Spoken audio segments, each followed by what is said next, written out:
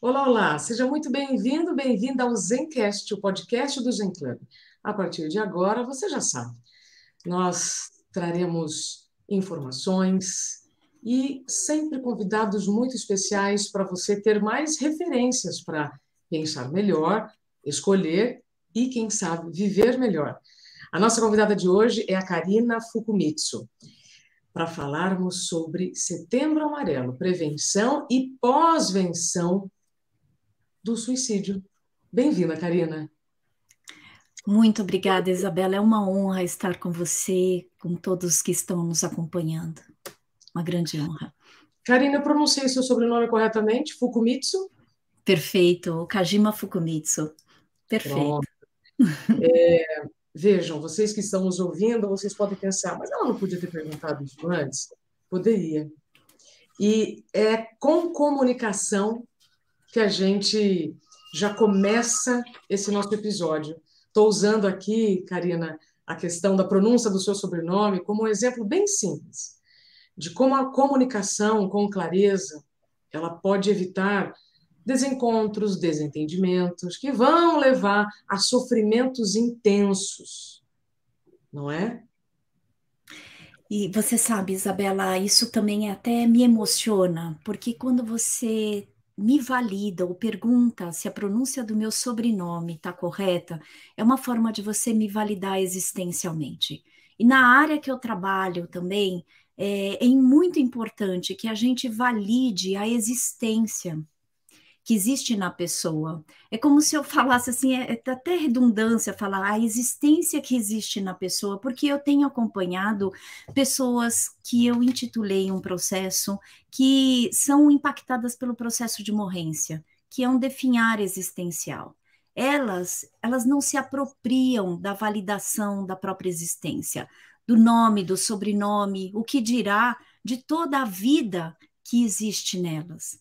Então, quando a gente fala, inclusive, de prevenção e pós-venção do suicídio e dos processos autodestrutivos, que hoje em dia tem sido o meu real foco de pesquisa, a gente precisa pensar que cada um é singular. Então, é uma honra quando você confirma ou tenta legitimar se a maneira como você me chama está correta, porque é isso que nós temos que fazer, né? Eu estou te vendo bem, eu estou te percebendo de uma maneira que você possa me contar, né, sobre o seu sofrimento existencial.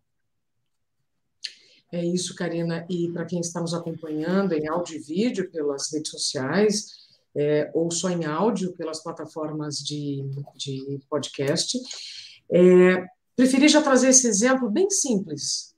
O quanto todas essas situações no nosso dia a dia podem levar para um quadro ou de bem-estar mental ou de mal-estar mental. Ainda vou trazer esse recorte, né, Karina, mas estamos falando de saúde no geral. Para quem não conhece a Karina Fukumitsu, ela é palestrante, escritora, pós-doutorada em psicologia pela USP, coordenadora da pós-graduação em suicidologia, prevenção e pós-venção, e também presidente da associação Se Tem Vida, Tem Jeito. Eu adorei esse nome, Se Tem Vida, Tem Jeito. Mas, Karina, aprendi com o Major Diógenes, do Corpo de Bombeiros de São Paulo, que quem está tentando o suicídio quer se livrar de um problema, não quer se livrar da vida. Então, se tem vida, tem jeito. Mas, para quem não está vendo saída, o suicídio precisa ser bem explicado, né, Karina? Essa Sim. dinâmica. Como é que você quer começar esse assunto? Porque existe muita resistência, né? Claro, eu acho que essa minha frase, ela não é aceitável quando a pessoa está em carne viva. Então, eu não falo principalmente para quem está em carne viva, em sofrimento intenso, que existe vida, porque essa pessoa, como eu disse, ela já se encontra em processo de morrência, que é um processo do definhar existencial. O que você ouviu né? É sobre uma ambivalência que a Organização Mundial da Saúde fala que nós temos 3 características do comportamento suicida. E a primeira delas, que diz respeito ao que você ouviu do Major Diógenes, é a respeito da ambivalência, que a pessoa não quer morrer, mas ela quer matar aquilo que provoca sofrimento. Eu acompanho os estudos, né, que ele realmente é o teórico de base dos meus estudos, que é o Edwin Shneidman. Ele tem uma frase que eu acho lindíssima. Ele traz a concepção de que o suicídio é um ato definitivo para um problema temporário. Sendo assim, eu acho que isso tem, né, congruência com o que você traz, porque muitas vezes, quando alguém está em carne viva, tudo o que ela não quer é pensar na possibilidade dela conseguir desvendar os mistérios de um problema. Então, se a gente retoma a frase do Schneidman, que é um ato definitivo para um problema temporário, e é também do Schneidman a ideia de que suicide as a psychic, ou seja, eu traduzo como um sofrimento existencial intenso, não se convence ninguém a não querer se matar. Puxa, mas Karina, como é que você então trabalha com prevenção? Eu trabalho com a prevenção entendendo ou tentando compreender, né, o que provoca sofrimento nessa pessoa, que ela tá assim querendo adiantar o que é a única certeza da vida da gente. Aquele que nasceu morrerá. Isso é uma facticidade, isso é uma condição existencial. Isso quer dizer que acontece que as pessoas, sabendo que elas vão morrer, elas adiantam esse processo. O que adianta um processo de morte, o que faz com que o suicídio aconteça é o sofrimento. Então, o meu trabalho na prevenção, principalmente do suicídio e dos processos autodestrutivos, tem sido orientar as pessoas da confusão que acontece. As pessoas acham que prevenção significa evitação e previsão. E isso é um erro do senso comum, porque nos coloca, principalmente no campo da suicidologia, num lugar muito onipotente, que infelizmente eu não conheço ninguém, nenhum ser humano, nenhum profissional da saúde, ou qualquer que seja, que consiga evitar uma morte. E aí isso também é muito doloroso para aquele enlutado por suicídio, que esse também tem sido o meu principal foco, né, de estudos. Como é que se, de repente, algumas pessoas falam, a gente consegue evitar, como que você vai acolher um enlutado por suicídio? Que ele fala, nossa, né, eu nunca consegui, às vezes as pessoas não deram dicas, não falaram, ou pelo menos não mostraram sinais que eles se matariam. Como é que você vai acolher um enlutado por suicídio? Falando que daria para evitar? Não. Então, e aí eu acho que é importante a gente falar, Isabela, porque existe uma frase que me causa muito incômodo. É aquela história de que 90% dos casos dos suicídios poderiam ser evitados. Provavelmente você já deve ter ouvido. Quando eu li a primeira vez, eu falei, então, eu pertenço aos 10% das pessoas. Por quê? Primeiro, por causa dessa condição e dessa confusão que a gente precisa deixar muito mais claro que prevenção não significa evitação. Prevenção significa uma manutenção e um fortalecimento da saúde existencial para que as pessoas possam lidar com os seus problemas, para que a morte não seja a única possibilidade dela lidar com a própria existência dela. Nossa, Karina do céu. Olha, provavelmente todos que estão nos acompanhando estão assim como eu, em estado catatônico, assim, tentando absorver cada palavra que você trouxe. Eu vou voltar aqui em 2 pontos para te ouvir mais sobre o que você acabou de falar. A questão dos envolvidos na situação. A gente recebe muitos comentários, né? Eu recebo muitos comentários de muita culpa dessas pessoas. Sim. Então, queria que você falasse um pouquinho mais sobre a questão da prevenção e da evitação, para que isso não gere culpa, para que isso não gere mais sofrimento. Perfeito. Olha, Isabela, por isso que eu abri, então, a Associação Se Tem Vida Tem Jeito, que foi destinada e é destinada para enlutados por suicídio, porque eu acredito, inclusive, também é uma recomendação e uma teoria do Schneidman Postvention, que é a prevenção de gerações futuras. Obviamente, a gente fica, quando é impactado por um suicídio, a gente fica com vários sentimentos, inclusive com esse sentimento que nós poderíamos evitar a morte por suicídio. Se a gente sabe que morte nenhuma é evitada, né? Então, o que diferencia o suicídio de outras mortes? O suicídio é a única morte, tanto é que a própria palavra suicídio significa o ato deliberado de você se matar. Ou seja, se alguém morre por algum adoecimento, qual é a culpa? Qual é o culpado? A doença, não é isso? Se eu morro por acidente de carro, quem é o culpado? O carro, né? Ou acidente. Agora, o que acontece que com suicídio, né, a gente acha que a gente é culpado, a gente que ficou impactado, lógico, e que a gente virou enlutado. Tanto é que o Schneidman também coloca que nós nos tornamos sobreviventes enlutados por suicídio.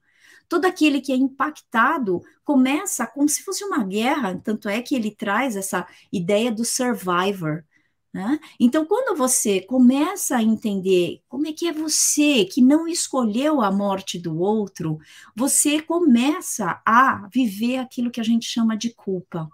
E você sabe o significado de culpa e de onde deriva a culpa?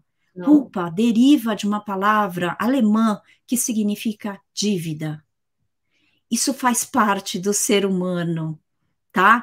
Todos nós, existencialmente, ficamos endividados ou nos sentimos em culpa quando o resultado deu ruim. Por que eu estou falando isso? Você não vai se culpar quando você se dá bem numa escolha.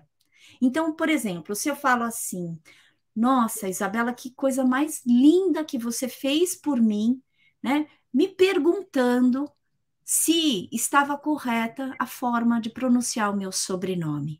Aí você fala, nossa, que coisa mais legal, né? Porque você não vai se culpar. Agora, se de repente você estivesse falando assim, Karina, o teu nome é Karina Fukujitsu, Okajima, e assim, e você fala errado, você fala, puxa vida, eu deveria ter perguntado antes, e você fala no começo desse programa, eu preferi utilizar esse exemplo, né, para que eu trouxesse uma certa confirmação e um respeito por mim, que sou sua convidada.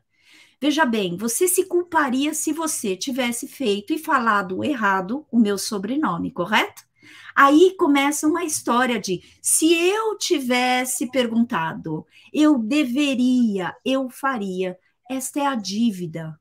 Então, a culpa, ela é uma dívida que a gente tem quando o resultado deu fora da nossa expectativa. Tanto é que eu tenho um livro que quando eu adoeci da inflamação cerebral há 8 anos atrás, eu escrevi que a vida não é do jeito que a gente quer. Porque quando a gente começa a aceitar que a vida não é do jeito que a gente quer e que a gente só age da maneira que a gente pode agir e reagir, a gente só responde da maneira como a gente pode responder, aí a gente começa a se apropriar das nossas ações.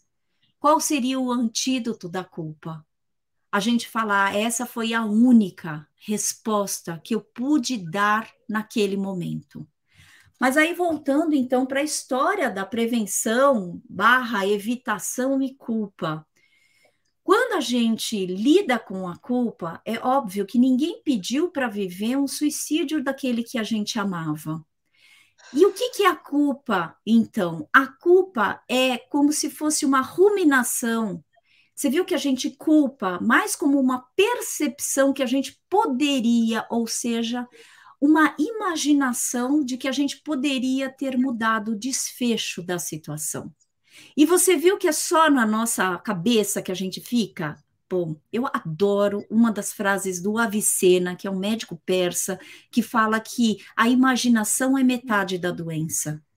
Você viu que as pessoas começam a ruminar a dívida delas, porque elas se viram impossibilitadas de lidar com a pessoa propriamente dita que se matou, e você não tem mais aquele investimento para você falar, ei, não se mata, ei, deixa eu te acolher, deixa eu fazer diferente, ou seja, deixa eu mudar um passado que já aconteceu.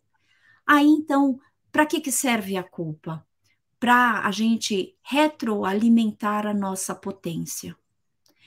Uma das formas que eu trabalho com o enlutado por suicídio é nunca falando, você não pode sentir culpa. Eu falo diferente. Eu pergunto, do que é que você se culpa? Porque aí eu vejo uma energia, lógico que é disfuncional, né? Mas é uma energia de uma potência imaginária que essa pessoa tem para modificar aquilo que não dá mais para ser evitado, mas ainda é uma energia potente daquele enlutado. E aí, quando eu vou esgotando e que eu trago sempre na pós-venção duas frases. O suicídio é um ato único da pessoa, único e exclusivo da pessoa que se matou. Ah, mas Karina, isso é tão óbvio. Não, porque quando a gente se culpa, a gente acha que a gente é o responsável. Pronto. E uma outra frase que eu trabalho é: a verdade vai embora com a pessoa que se matou. Porque, caso contrário, é tudo elucubração. Todo mundo acha que tem várias explicações para uma morte e a gente tem que entender que suicídio é multifatorial. Voltando só um pouquinho no trabalho de prevenção, evitação e culpa. Você percebe que quando eu falo para o enlutado do que é que você se culpa, é um jeito imaginário dele ainda tentar investir energia naquilo que ele não consegue modificar, mas ele precisa desta potência em culpa para se manter vivo.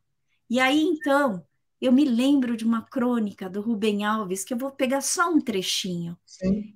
Ele traz, né, que um homem, ele teve a sua esposa morta, e ele, viúvo, desesperado, chega para os deuses e fala assim para os deuses: me devolvam a minha mulher, deuses.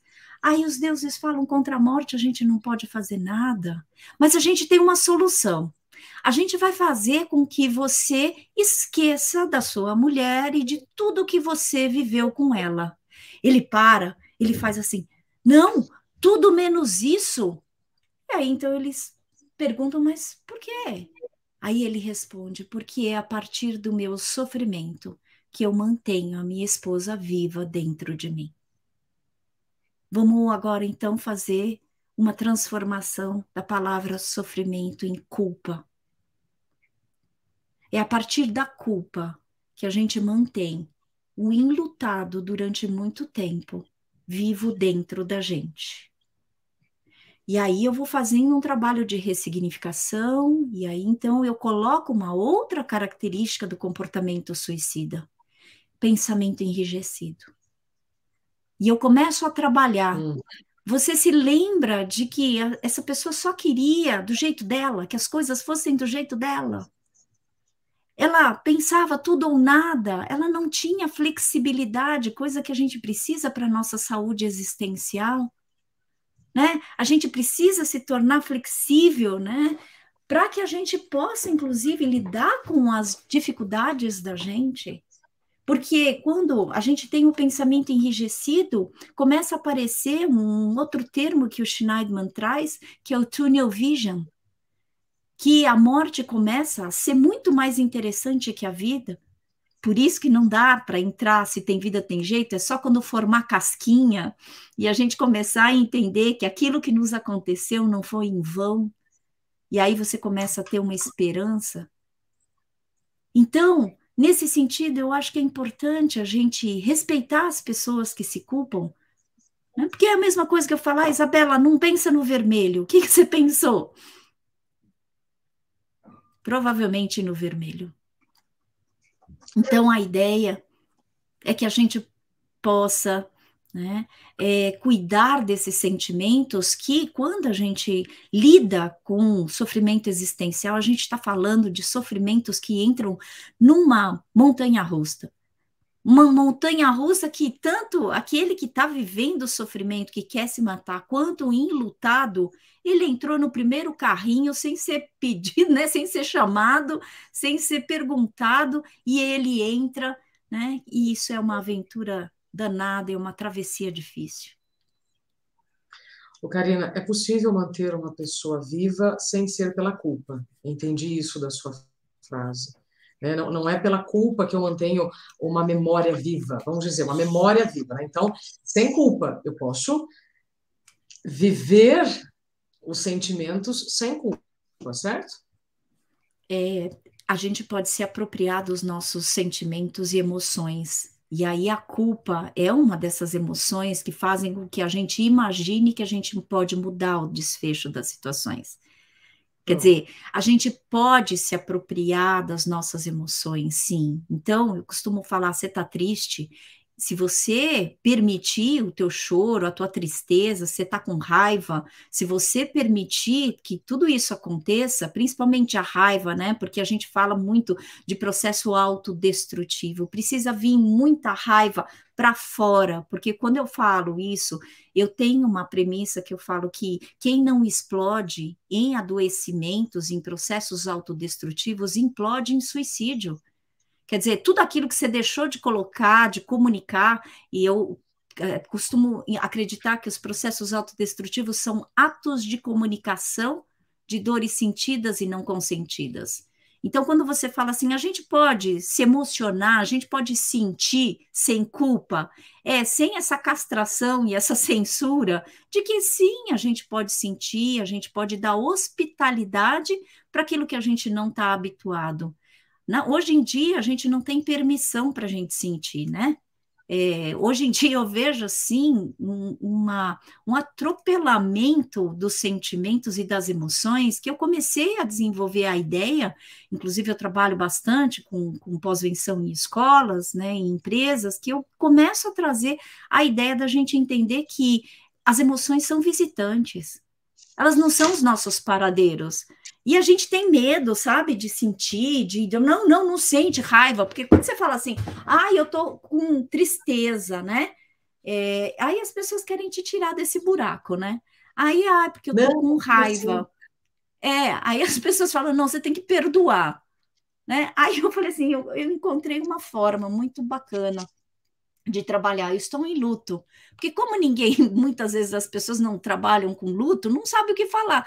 Quando eu falo estou em luto, as pessoas ficam assim, né? Porque quando eu falava assim, eu estou triste, estou fechada para balanço, eu estou em retiro existencial, entendeu? E quando eu falava assim, excelente. não, né? Quando assim eu cuidava dos meus limites, eu costumo falar assim: quanto maior a clareza dos nossos limites e da nossa fronteira, maior vai ser a possibilidade de você ser livre nas suas escolhas e renúncias. Então, quando isso acontece, né? E aí, assim, eu encontrei uma forma de falar, eu estou em luto, porque muitas vezes eu era muito mais respeitada quando eu falava isso, quando eu falava, eu estou triste. As pessoas, Karina, vamos sair para passear. Não quero sair disso, entendeu? Ô, Karina, aí a gente vai entrar em saúde mental, saúde emocional, né? Em aceitar os sentimentos como eles são. Quando você fala, né, quanto maior clareza dos nossos limites, melhor, tem uma frase que eu trago no meu livro que é: só os limites garantem a liberdade. Nossa, que E aí, legal. falando em limites e escolas que você mencionou agora, preciso trazer aqui, nesses nossos próximos 10 minutos de conversa, a questão do suicídio entre os mais jovens. Qualquer número que eu disser aqui deve estar desatualizado. Então, eu queria que, se você tiver algum número atualizado de suicídios, a questão dos jovens, por quê? Pelo excesso de acessos, redes sociais, tecnologia, isso tem afetado nessas decisões dos jovens. Quando você fala de culpa, eu fico imaginando os pais desses jovens, o quanto também eles não se sentem. Então, é um pacotão aqui de elementos que eu trouxe para a gente agora virar um pouquinho a conversa para o suicídio nos jovens. Quais Sim. causas? Por quê, Karina? Olha, a gente precisa entender que, primeiro, o suicídio é multifatorial. Se eu apontar uma única causa, eu vou estar sendo reducionista, mas eu acho que a gente precisa colocar, né, a nossa compreensão com vários fatores. A gente tem na suicidologia, principalmente destacado pela Organização Mundial da Saúde, é, fatores precipitantes e fatores predisponentes. Infelizmente, quando acontece um suicídio, o fator precipitante, que é a gota d'água, é a única causa que aparece. Então, por exemplo, a impulsividade, né, o bullying, as coisas que vêm muito de uma forma externa e muito reducionista.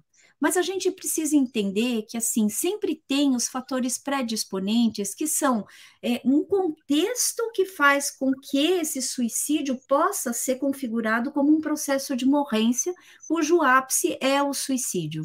Então, vamos lá. A gente tem nos jovens, né, um jeito muito imediato de lidar com os problemas. Antigamente, inclusive o desenvolvimento tecnológico, antigamente, eu sou da época que eu tinha aquela borrachinha que eu apagava quando eu errava na minha lição de casa e furava o papel. Então, o meu erro, né, eu precisava passar limpo, aquilo já era um exercício de ensaio e erro. Né? Hoje em dia, se meus filhos, né, ou se os jovens erram, a gente dá um del. E ninguém sabe e ninguém tem pistas de que a gente errou. Isso vai acontecendo também no exercício relacional, porque se de repente eu estou lá no tete a tete, né, com alguém, eu exercito, inclusive, me relacionar, porque eu acho que se relacionar é uma arte. Né? Não é fácil, não sei se para vocês, mas para mim eu acredito, e por isso que eu trabalho com essa área da psicologia, porque a relação humana é muito difícil e a gente tem que aprender a ser muito elegante. Mas, quando a gente não consegue se relacionar, né, a gente tem o manejo, inclusive, dessas relações e dos conflitos interpessoais. O que, hoje em dia, os jovens, eles dão um cancelamento.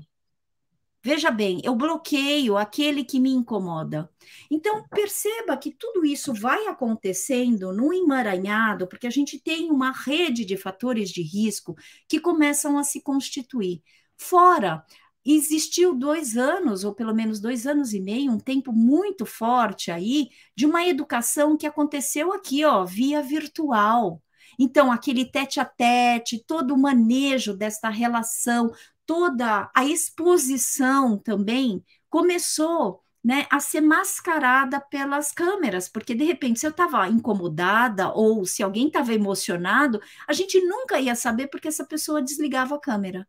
Então, veja bem, houve uma mudança na nossa maneira de aprendizagem e na nossa educação, tanto é que eu nomeei as pessoas que trabalham com emoções educadores, aqueles que educam as suas próprias dores, porque a gente foi expert nisso, todo mundo, independente de ser jovem, adulto, criança, todo mundo teve que se virar nos 30 para gerenciar uma crise existencial. E o que é crise? Esta crítica. Crise vem da palavra crítica, ou seja, como é que fica a crítica de um jovem que fica tudo muito mais rápido? E aí, então, a gente entende a terceira característica do comportamento suicida, que é a impulsividade. A impulsividade, que é aquilo em psicologia que a gente chama de acting out, é passar da sensação para a ação, sem o crivo da percepção. Hoje em dia está tudo muito, muito rápido, né? Então, se eu te pergunto, o que você sente? A pessoa é obrigada a falar. Não, então, sempre tem quase um fast food da gente lidar com práticas alternativas para a gente sair do incômodo e do tédio. Veja bem, né? Quer dizer, como é que fica esse trabalho com as emoções, com a angústia, com o tédio, né? Tudo isso foi mudando nos nossos jovens. Aí você me fala, então qual é a causa? Tudo isso e um pouquinho mais, né? Porque a gente vai precisar ver exatamente como que este jovem começou a definir a própria morte. E aí, por isso que é interessante, é um trabalho que eu tenho feito, da gente fazer com os pais, inclusive. Em vez dos pais chegarem, quando tem uma pessoa que pensa na morte como possibilidade e fala, eu quero me matar, uma das coisas que eu oriento os pais é nunca falar uma coisa que eu ouço muito no senso comum. Você tem tudo. Não, não, não, não, não. Vamos parar com isso, tá bom? Se a pessoa está em carne viva, está falando que quer se matar, você vai falar para o seu filho ou para sua filha: filho, isso é sério demais, então me conta o que supostamente você imagina que a sua morte resolveria. Lembra daquela história do Schneidman, que é um ato definitivo para um problema temporário? E aí, então, a gente vai resolver juntos. Porque eu não vou suportar se eu não passar no vestibular. Eu não vou suportar se eu não for aceito porque eu sou gay. Quer dizer, a gente começa a ver, eu não vou suportar se eu continuar sendo espezinhado, humilhado. E aí é da escuta, inclusive num trabalho de psicoeducação emocional dentro da família, inclusive que a gente precisa trabalhar e educar os pais, porque a gente só dá aquilo que a gente tem também, né, Isabela? Às vezes os pais não são acolhedores porque acham que não foram acolhidos ou porque de fato não foram acolhidos.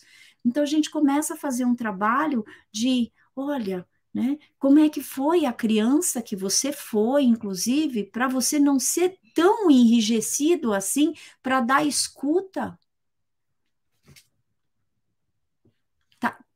Tá sem o áudio. Perdão. Como nós temos poucos minutos, mas muitos assuntos para tratar, Nossa! meu pai, teríamos muitas coisas aqui, mas dois pontos. Processo de morrência. Gostaria que você trouxesse um pouquinho mais sobre processo de morrência. Processo de morrência é um termo que eu cunhei como um processo do definhar existencial, que é um processo de uma complexidade de processos autodestrutivos que gradualmente a gente vai definhando. Ou seja, na inabilidade de eu lidar com as coisas lá fora, de eu matar aquele que me faz sofrer, de eu lidar com aquele problema, eu coloco aquela energia agressiva contra mim. É como se eu falasse para você, é um vivo morto ou um morto vivo. E eu conheço várias pessoas que vão definhando existencialmente, porque se colocam no berço. O berço do processo de morrência é a vulnerabilidade, É Isabela. isso, então, que muitos jovens podem estar vivendo, esse processo de morrência, definindo existencialmente. Tem algum sinal que você define como, assim, nós não podemos negligenciar, né? Isso eu não estou falando só para os pais, estou falando para qualquer pessoa que convive com um jovem ou com uma pessoa, não importa a idade, que a gente precisa observar. Qualquer mudança abrupta de comportamento, por isso que você também precisa ficar de olho em como é que ele estava e como ele está agora. Por exemplo, se de repente o teu filho ou tua filha, né, ou a pessoa que você percebe, começa a ter ideias, né, de que, bom, começa a falar para você assim, nossa, eu não consigo dormir, ou eu tenho dormido demais. Então, isso é bacana. Quando tem um baixo rendimento escolar, isso também é um sinal. Quando Tá. existe uma agressividade, né, imensa, numa situação que ele estoura, né, explode, sem mais, sem menos. Uhum. Quando também isso é importante, que é um sinal, um comportamento importante da gente ver, quando eles comentam, nossa, você viu que aquele artista se matou? A gente acha que é só um comentário. E isso é Hum. importante. O que que você acha disso? Eu queria te perguntar, inclusive, qual é a sua opinião sobre a divulgação do suicídio. Então, primeiro, os suicídios aumentaram ou estão sendo mais divulgados? Segunda pergunta, você é a favor ou contra da divulgação do suicídio? Eu sou a favor de se falar sobre o suicídio. Então, por exemplo, é evidente que a gente tenha de falar, inclusive, pelos impactos de um suicídio. Outro dia, um amigo meu, que é professor, levou para uma escola o meu nome, e aí a direção, que tinha acontecido um suicídio, e a direção não quis falar para as pessoas que já tinha acontecido o suicídio dentro da escola, falar, Fukumitsu não, porque a gente vai ter que falar, escancarar que foi o suicídio. Gente, todo mundo sabe que foi suicídio, e todo mundo está esfacelado, está muito dolorido em carne viva, concordam? Então, assim, o que é difícil, inclusive a Organização Mundial da Saúde tem uma recomendação de como se falar. Para os jornalistas, houve um mito de que se a gente falasse, né, em algumas pautas, isso era proibidíssimo pelo medo, né, do efeito contágio, que isso diz respeito a um livro do sofrimento do jovem Werther, tá? Do Goethe, né, que aí então houve um suicídio e todos começaram a Sim. imitar esse comportamento. E aí houve uma ideia do medo. Porque vamos falar, quantas vezes você já ficou com medo de falar sobre o suicídio? O problema não é falar, porque ele já está escancarado. É uma morte escancarada. A recomendação da Organização Mundial da Saúde fala: você não pode dar detalhes do suicídio, você não pode, né, reforçar culpa e acusações, você não pode apresentar reducionismos na maneira como se mata, você não vai colocar foto da pessoa que se matou, mas você pode sim falar foi por suicídio. Agora, como? Isso é sensacionalismo. Você Perfeito. me esmiuçar a maneira como essa pessoa morreu é desnecessário, né? É exposição. E uma das coisas que eu brigo muito, eu falei assim, vocês não vão ficar passando pelo WhatsApp aquela cena que um aluno ou alguém tirou da pessoa morta, da mãe vendo, do pai vendo a cena do suicídio. Para com isso. Ô, Isso a Karina, gente não pode fazer. perfeito. Então, nós precisamos falar do suicídio, mas não explorar o sensacionalismo, e isso serve para tudo, né, gente? O que a gente recebe no WhatsApp está nas nossas mãos, inclusive, eliminar, apaga, não compartilha, né, aquilo que você Isso. não concorda. E aí, Karina, os números aumentaram ou eles estão mais divulgados? Eles estão mais divulgados, né? É Porque mesmo, mas assim, teve eles um choque? aumentaram de fato, houve um aumento, né? Infelizmente, isso é uma coisa que a gente tem que, né, trazer. Ao mesmo tempo que houve um aumento de suicídios, também há uma maior preocupação, inclusive, de se falar sobre estas questões. Então, veja bem, né? O que a gente pode falar também, a notificação de um suicídio também aumentou, né? Tem lugares que não tem IML, então não se notifica, né? Então, assim, a gente está aumentando, aqui no Brasil está melhorando, inclusive as notificações. E também a gente tem que considerar uma subnotificação que acontece. Por quê? Dependendo do seguro, né? Você não recebe o seguro se houve uma morte por suicídio. Então, tem um período de carência também. Então, tem várias ideias aí que a gente pode considerar, né? Que hoje a gente está aprimorando mais. Nesses anos, eu fico muito feliz, né? Por exemplo, nesse programa, você me trazer para o teu programa para falar sobre, né, as questões do Setembro Amarelo, que deveria ser prática diária. Né? As Sim, questões do sofrimento tem que ser uma coisa que a gente precisa sempre falar, né? absolutamente. Inclusive, aqui no Zen Club, Karina, neste Setembro Amarelo, a nossa campanha é Dê Voz ao Bem-Estar. Mas Setembro Amarelo todos os dias do ano. Nós Isso, estamos perfeito. promovendo a vida, né? A Karina está aqui há 38 minutos promovendo a vida. Então, Karina, nesses próximos 2 minutos, o que é pós-venção do suicídio? Qual é o cuidado que nós temos que ter, né, com um tentante? A pós-venção, ela é a prática de toda ação que se faz depois de um suicídio acontecer. Ela é mais norteada para os enlutados, né? Aquela Ah, pessoa tá. que tenta o suicídio, né? A gente ainda está fazendo um trabalho da prevenção, né? Dessa prevenção dos processos autodestrutivos. E uma das coisas que a gente precisa fazer, até como uma das orientações que eu tenho, né? É que quando aquele que se mata, né, tenta o suicídio, de fato, é óbvio que todo mundo quer saber o porquê. Uma das coisas que a gente já tem que orientar. Todo o trabalho de tentativas de suicídio, não há uma morte consumada, você vai trazer a ideia de que você vai avisar, inclusive, os familiares e os amigos a não ficarem perguntando por que você tentou, por que você tentou? Porque a pessoa, quando ela atua e ela está lá no hospital, por exemplo, porque ela é levada num hospital, as pessoas ficam, por que você fez isso? Por que você fez isso? Não, ela está num estado de perturbação tão, né, acelerada e tão aumentada que ela não vai ter condições, inclusive, de te responder.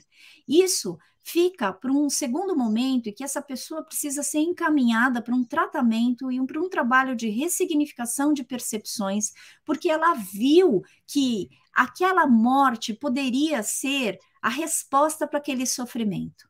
Então, o que a gente faz com aquele que tenta o suicídio? A gente vai precisar acolher, a gente vai precisar entender que essa pessoa, ela teve acting out, ela atuou, então, lógico que tem uma descarga de energia que ela atuou. Vamos pensar numa impulsividade quando você reage de um jeito impulsivo. Você parou para pensar? Não. Então, você vai conseguir responder por que você atuou daquele jeito? Não.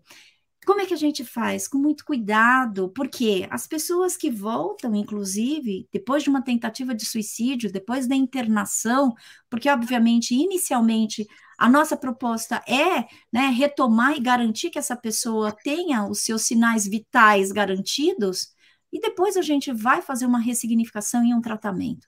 Tratamento com psicoterapia, com psiquiatria, né? A gente não pode deixar quieto, a gente chama a família para conversar sobre esse impacto, e aí, então, qual é essa comunicação que essa pessoa teve, inclusive, pela tentativa de se matar? O que ela queria que morresse na vida dela?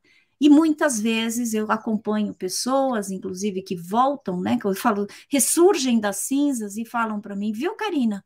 Eu nem para me matar tive condições. Eu falei, não, não é isso. Talvez é porque não tenha chegado o teu momento. Todos nós recebemos uma senha. A gente não sabe o número. Você quis adiantar um pouquinho, só que talvez não seja o número da tua senha. Então vamos até o momento que você está vivo, e isso não é por acaso, você está vivo. Aí a gente vai ter um jeito, se você me der a chance de eu fazer essa travessia com você.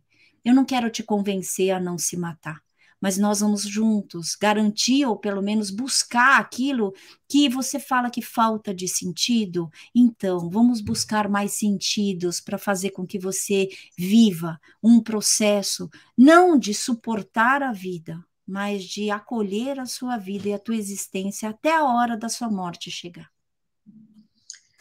Karina Okajima Fukumitsu, especialista em suicídios, trouxe aqui informações muito importantes para todos nós.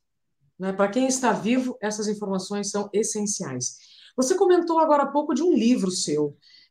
Como que então nós podemos continuar acompanhando seus conteúdos? E me fale um pouco mais do seu livro, por favor. Eu tenho trabalhado, inclusive, com alguns livros, né? Eu tenho A Vida Não É do Jeito que a Gente Quer, que eu escrevi quando eu tive uma inflamação cerebral autoimune, há 8 anos atrás. Eu contei a minha autobiografia. Eu comecei, o primeiro livro foi Perdas no Desenvolvimento Humano. Tem um livro, Suicídio e Gestalt Terapia, porque o meu sonho de consumo era levar para as lides acadêmicas esse assunto. Então, eu achava que eu era a única pessoa que lidava com tentativas de suicídio da minha mãe, e aí, então, eu resolvi trazer esse assunto à tona em 2005, que foi a primeira publicação deste assunto, que continua ainda sendo tabu, mas felizmente, né, hoje em dia eu sou um pouquinho mais respeitada nesse sentido. Tenho, então, alguns livros que tratam dessa temática e, principalmente, alguns outros livros que falam sobre sobreviventes enlutados por suicídio, o programa RAISE, que foi o resultado do meu pós-doutorado, se afastar e se acolher, processos autodestrutivos. Então, vocês vão encontrar esse material na minha loja virtual, que chama www.setemvidatemjeito.com.br. Então, vocês encontram todo o meu material lá. tá? Excelente, Karina. Microfone sempre aberto para você quando quiser voltar. Ah, Se tem vida, tem jeito. Simples assim.